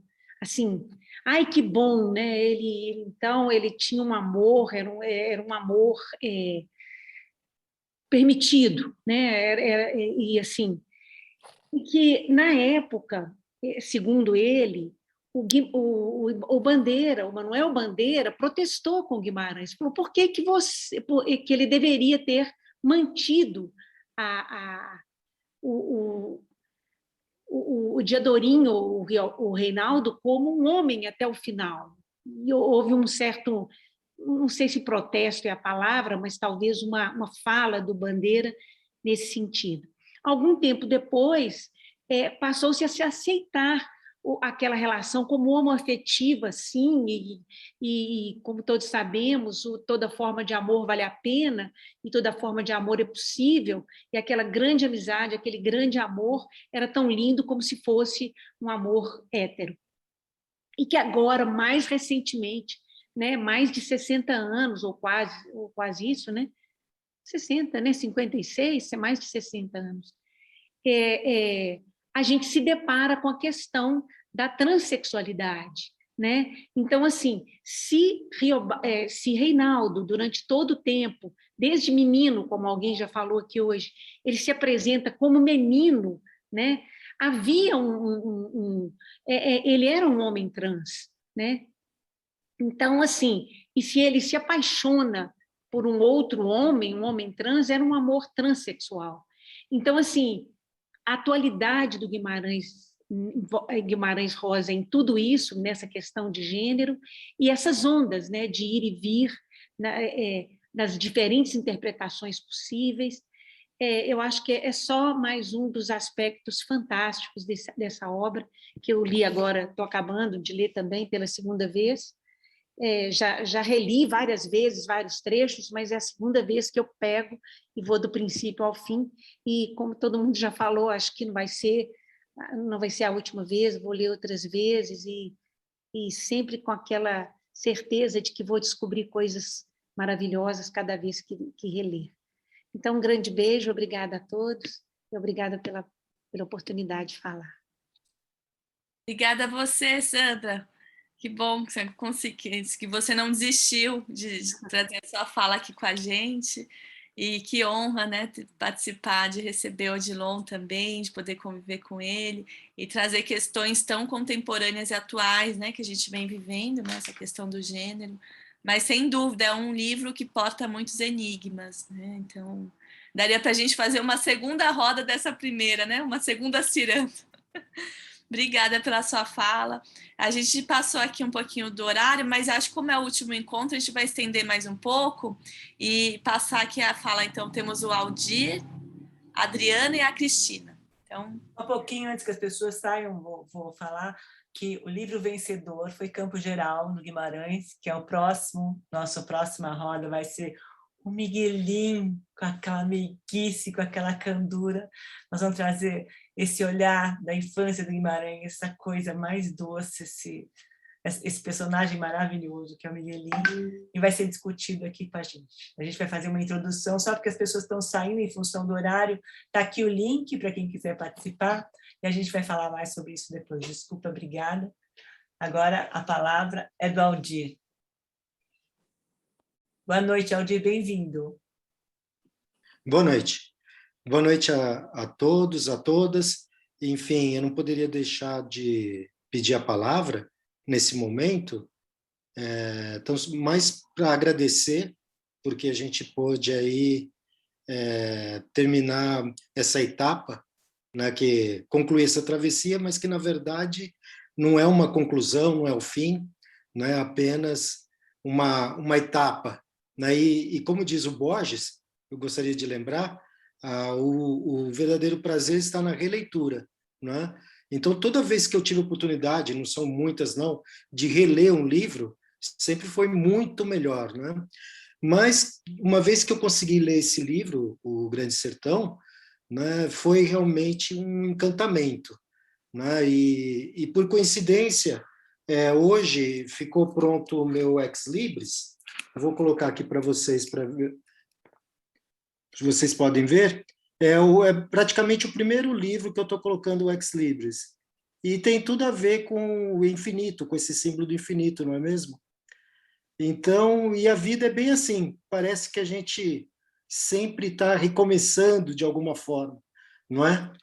Eu não quero me estender muito mais, né, mas fica aqui a minha gratidão de coração pela oportunidade e espero que a gente possa continuar na leitura, então, do Campo Geral, não é? Não é isso mesmo?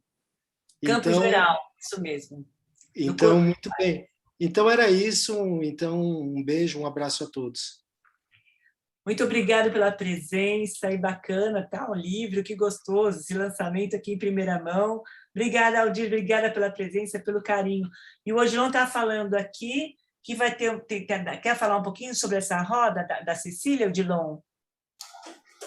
É um curso, a Cecília é uma especialista em Guimarães Rosa e ela dá vários cursos, sabe? Ela tem doutorado, acho que no Grande Sertão Veredas ou no Rosa. Eu acabei de fazer esse curso dela, terminou semana passada.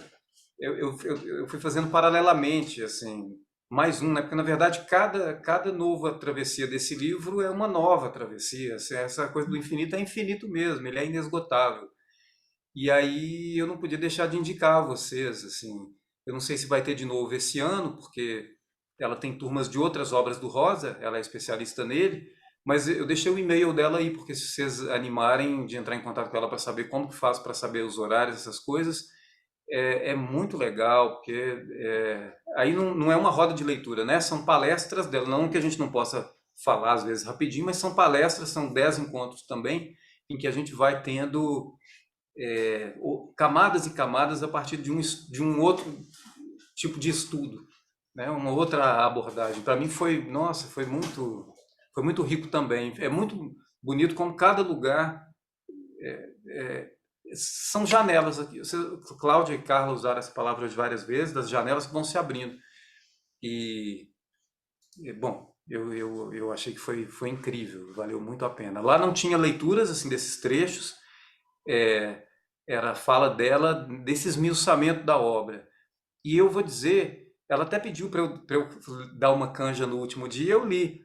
Mas eu li até não querendo atrapalhar, sabe? Porque era tão bom ouvir a Cecília que eu falei assim, ai, Cecília, a gente vai perder um pouco. A gente vai perder da sua fala, porque é tão bom te ouvir. Porque era uma outra abordagem e de uma riqueza imensa também. Odilon, queria aproveitar que você está com a fala rapidinho, e tem pessoas me perguntando aqui no particular aonde que elas conseguem te acompanhar, se você está com alguma obra em cartaz, se você vai fazer alguma novela, onde que as pessoas conseguem ter notícias suas, talvez pelo Instagram, acompanhar suas redes? No Instagram, por enquanto eu estou sem peça. Eu estou num outro projeto, mas eu não posso falar ainda, que eu fico até fevereiro, não vou poder estar na roda do Campo Geral.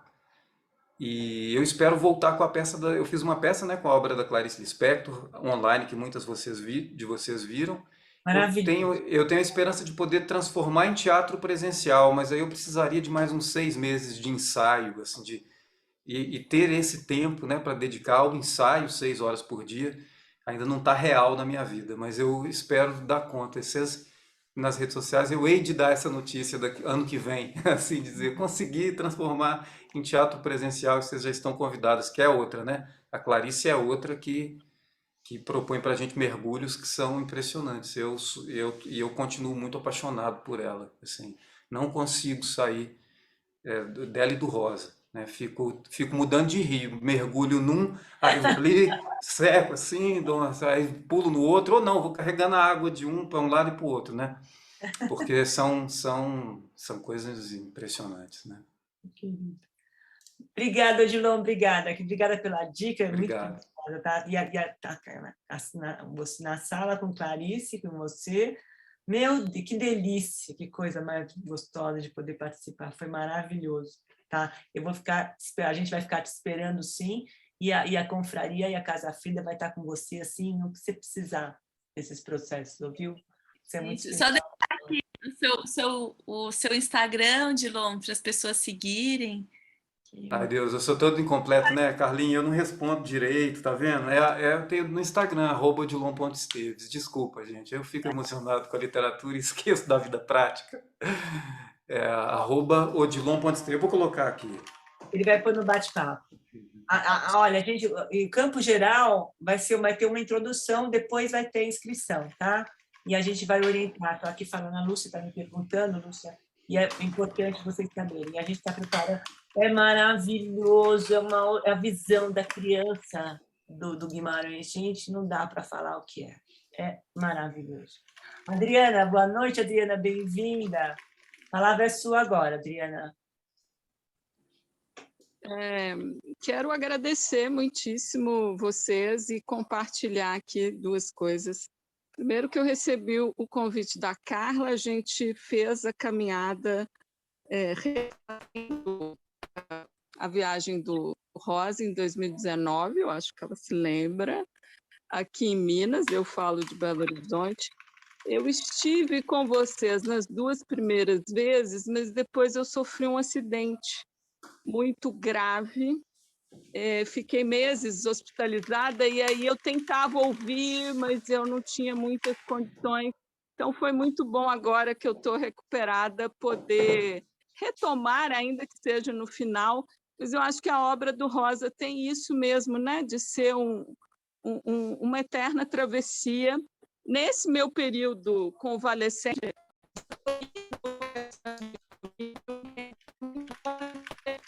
Adriana, o som está ruim, o teu som está falhando. Eu vou colocar... Agora voltou. Eu vou colocar o fone para não ter...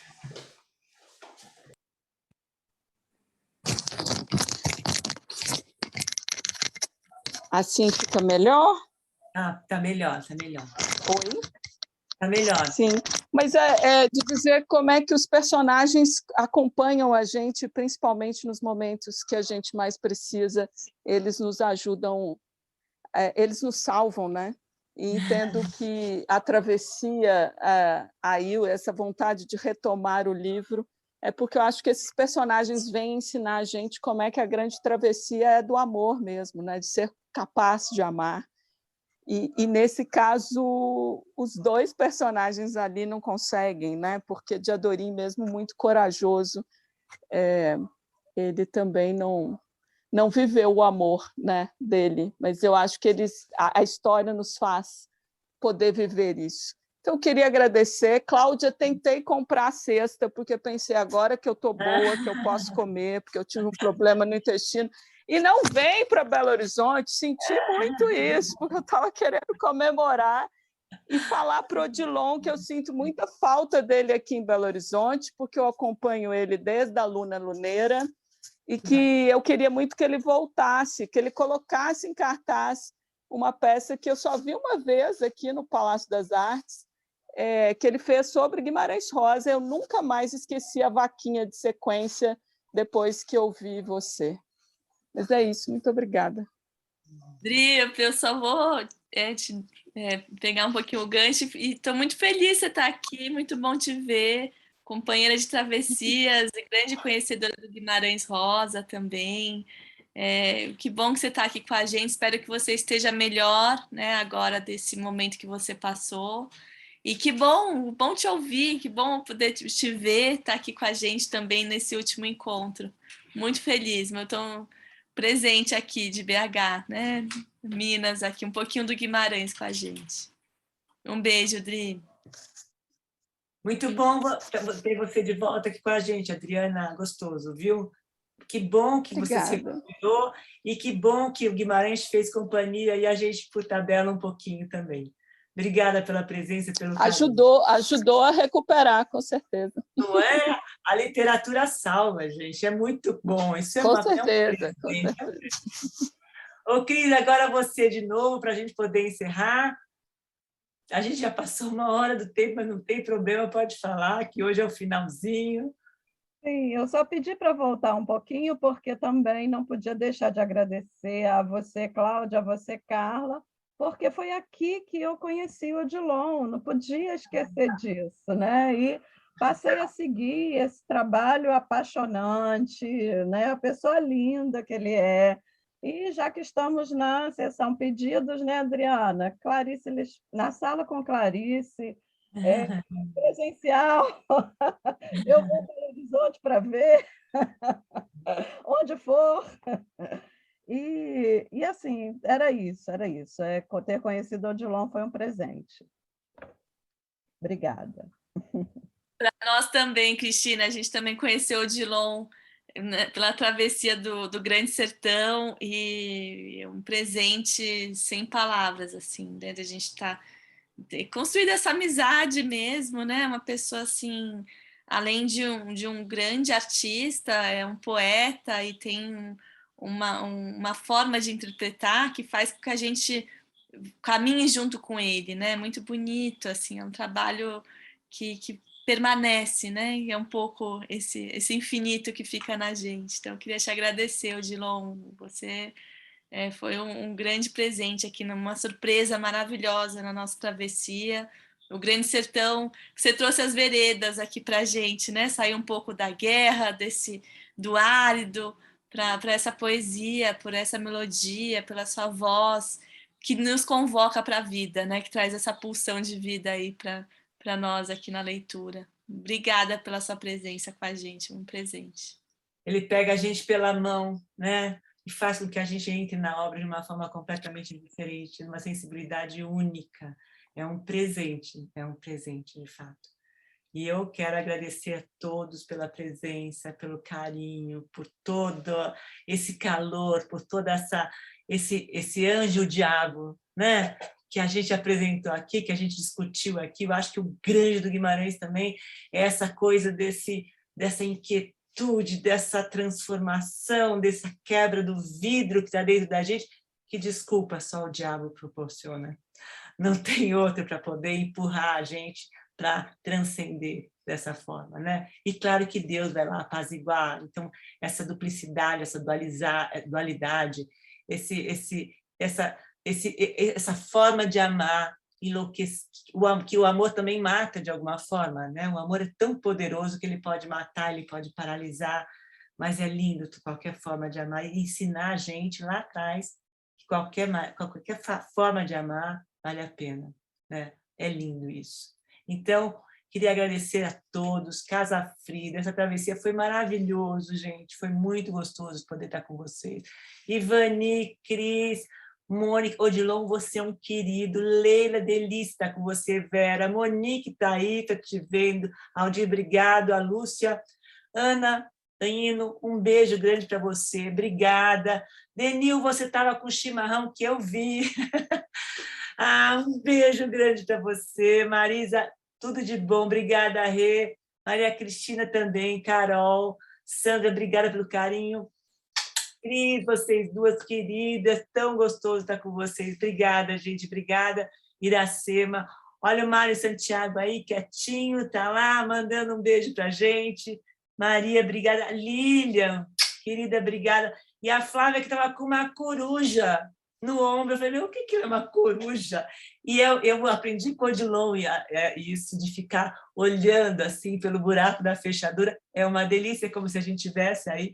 Muito bacana a coruja toda, ela conversando com a coruja, trazendo o Guimarães para... Que bonito, uma graça a história. Iracema, obrigada, gente. Obrigada pelo carinho de todas vocês. Mônica também.